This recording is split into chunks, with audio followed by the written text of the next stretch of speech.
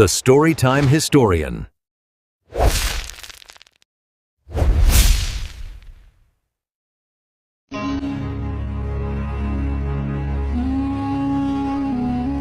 عرصہ ہوا ملک فارس پر ایک بادشاہ حکومت کرتا تھا۔ وہ بڑا رحم دل اور انصاف پسند تھا۔ اس کا بیٹا رحمان بھی اپنے باپ کی طرح دلیر تھا۔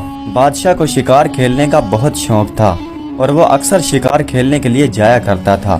ایک روز گرمیوں کا دن تھا اور بادشاہ کا شکار پر جانے کا جی چاہا۔ حکم کی دیر تھی کہ تمام انتظام ہو گئے اور بادشاہ شکار کے لیے چل پڑا۔ سارا دن بادشاہ شکار میں مصروف رہا۔ کہیں شیر، چیتے، 12 سنگے شکار کیے۔ شام ہوئی تو سب واپسی کے لیے تیاریاں کرنے لگے۔ ابھی آدھا سفر بھی طے نہیں کیا تھا کہ راستے میں بادشاہ کو ایک بہت خوبصورت ہرن دکھائی دیا۔ بادشاہ نے تیر نکال کر کمان میں ڈالا اور نشانہ لے کر چھوڑ دیا۔ ادھر تیر کمان سے نکلا تھا اور ادھر ہرن چوکڑیاں بھرتے ہوئے بھاگ نکلا۔ نشانہ خطا ہو گیا تو بادشاہ کو غصہ آ گیا۔ اس نے گھوڑے کو ایڑ لگائی اور ہرن کے تعاقب میں چل پڑا۔ محافظ اور وزراء بھی بادشاہ کے پیچھے لگ پڑے، لیکن بادشاہ کے گھوڑے کی رفتار تیز تھی، اس لیے وہ ان سب کی نظروں سے اوجھل ہو گیا۔ بادشاہ نے کئی بار تیر لے کر نشانہ لگائے، لیکن ایک بھی ہرن کو نہ لگا اور ہرن بھی جھاڑیوں میں غائب ہو گیا۔ رات کا اندھیرا اترنے لگا تھا۔ ہرن کے بچ نکلنے پر بادشاہ کو غصہ تو بہت آیا، لیکن کیا کر سکتا تھا؟ رات کا اندھیرا بڑھتا جا رہا تھا، اس لیے بادشاہ نے واپس جانا ہی مناسب سمجھا۔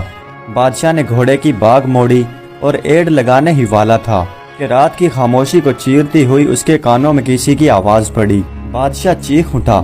آواز کسی عورت کی تھی۔ اس ویران اور سنسان جنگل میں عورت کہاں سے آ گئی؟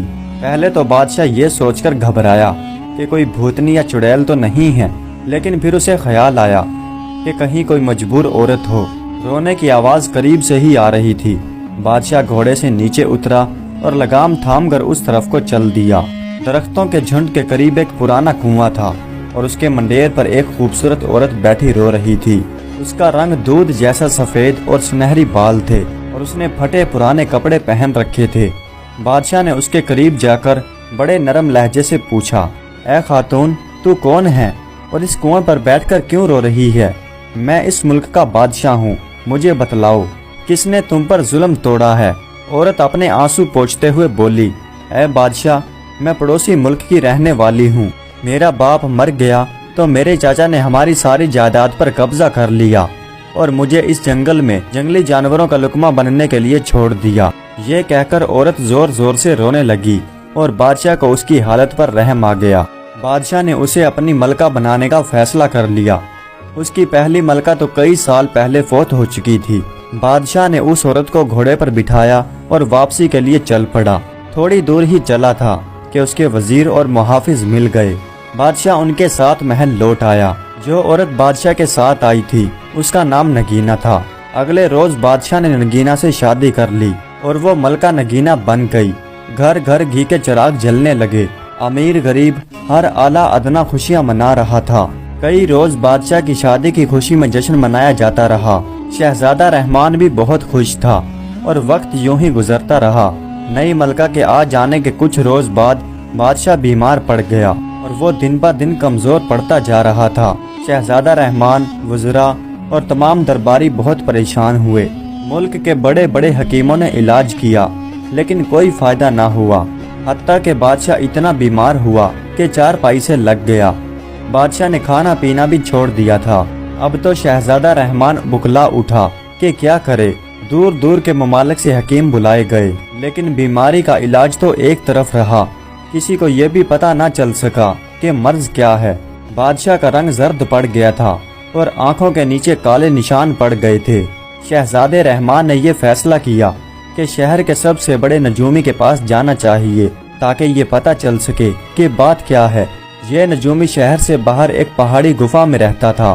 شہزادہ رحمان اس کے پاس پہنچا تو نجومی نے حساب لگا کر کہا، اے شہزادے، بادشاہ کی بیماری کی وجہ ملکہ ہے۔ کیا؟ شہزادہ اچھل پڑا، یہ کس طرح ہو سکتا ہے؟ نجومی بابا، میں تمہاری بات سمجھا نہیں۔ پھر نجومی نے کہا، اے قابل احترام شہزادے، میرا علم کہتا ہے کہ ملکہ کوئی انسان نہیں ہے، بلکہ انتہائی خطرناک اور زہریلی ناگن ہے۔ جب کوئی انسان 500 سال کا ہو جاتا ہے اور ان 500 سالوں میں کسی انسان کی نظر اس پر نہ پڑے تو اسے یہ طاقت حاصل ہو جاتی ہے کہ وہ جب چاہے کسی بھی انسان یا کسی بھی جانور کا روپ دھار سکتا ہے۔ ملکہ بھی ایک ایسی ناگن ہے جسے یہ طاقت مل چکی ہے اور اب وہ تھوڑا تھوڑا کر کے اپنا سارا زہر بادشاہ کے جسم میں داخل کر رہی ہے۔ شہزادہ رحمان پریشان ہو کر بولا، نجومی بابا، مجھے ایک بات سمجھ میں نہیں آتی کہ اگر آپ کی بات درست ہے تو پھر اس ناگن کی بادشاہ سے کیا دشمنی ہے جو وہ انہیں مار ڈالنا چاہتی ہے۔ نجومی نے پھر حساب کتاب لگایا اور پھر